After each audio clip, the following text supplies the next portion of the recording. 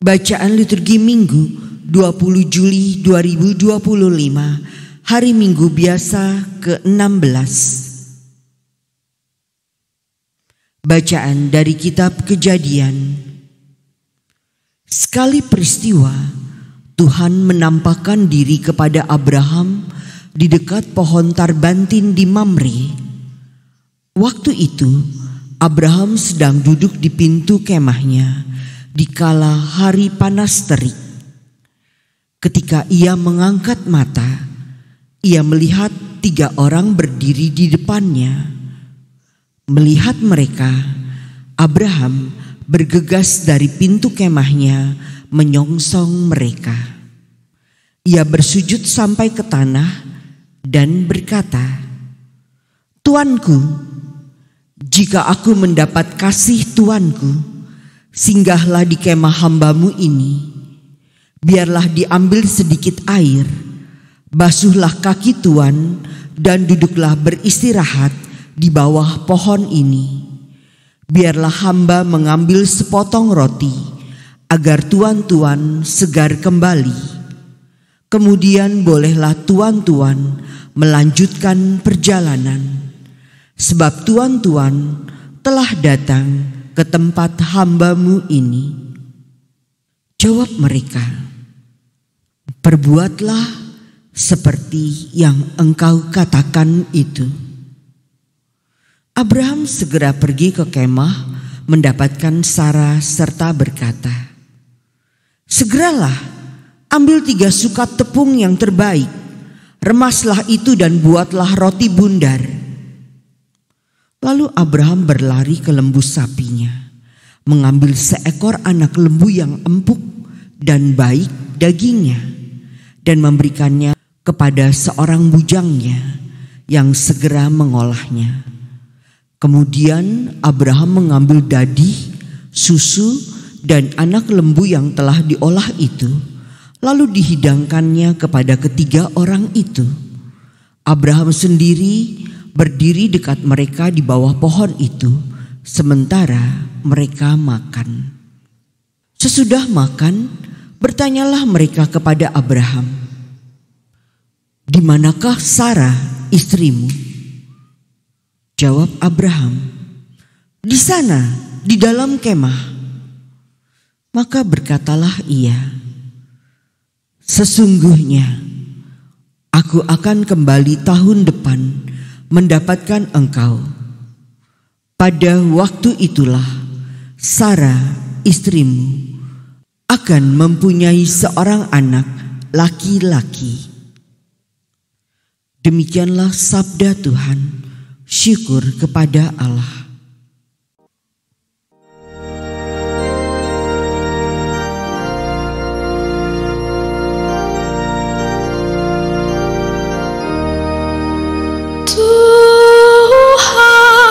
Siapa yang boleh menumpang di kemahmu? Orang yang berlaku tidak berjalan, yang melakukan apa yang adil, dan yang mengatakan kebenaran dengan segenap hatinya, yang tidak menyebar fitnah dengan lidahnya. Tuhan, siapa yang boleh menumpang di kemahmu? Orang yang tidak berbuat jahat terhadap teman, dan tidak menimpakan cela kepada tetangganya, yang memandang hina orang-orang tercela, tetapi menjunjung tinggi orang-orang yang takwa. Tuhan, siapa yang boleh menumpang di kemahmu? Orang yang tidak meminjamkan uang dengan makan riba, dan tidak menerima suap melawan orang tak bersalah, siapa yang berlaku demikian tidak akan goyah selama-lamanya. Tuhan, siapa yang boleh menumpang di kemah-Mu? Bacaan dari surat Rasul Paulus kepada jemaat di Kolose. Saudara-saudara, sekarang aku bersuka cita bahwa aku boleh menderita demi kamu dan menggenapkan dalam dagingku apa yang kurang pada penderitaan Kristus untuk tubuhnya, yaitu jemaat.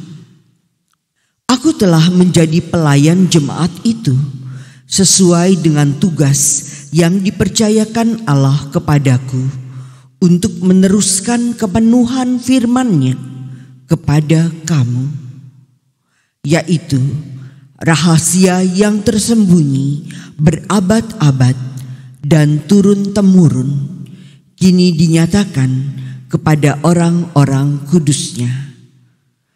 Allah berkenan memberitahu mereka betapa kaya dan mulianya rahasia itu di antara bangsa-bangsa lain, yaitu Kristus ada di antara kamu.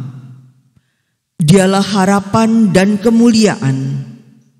Dialah yang kami beritakan dengan memperingatkan orang dan mengajar mereka dalam segala hikmat untuk memimpin setiap orang kepada kesempurnaan dalam Kristus.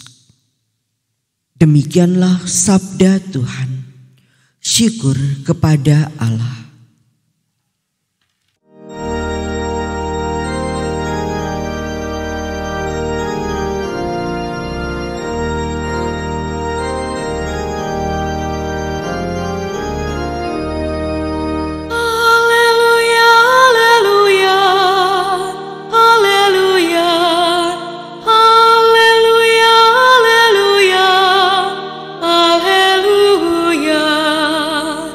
Berbahagialah orang yang menyimpan sabda Allah dalam hati yang baik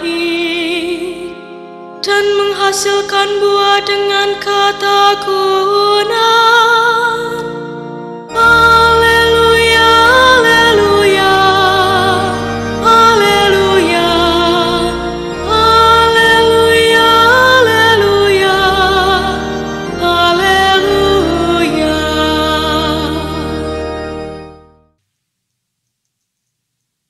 Inilah Injil suci menurut Lukas. Dimuliakanlah Tuhan. Dalam perjalanan ke Yerusalem, Yesus dan murid-muridnya tiba di sebuah kampung. Seorang wanita bernama Marta menerima dia di rumahnya. Wanita itu mempunyai seorang saudara bernama Maria. Maria ini duduk di dekat kaki Tuhan dan terus mendengarkan perkataannya. Tetapi Marta sibuk sekali melayani.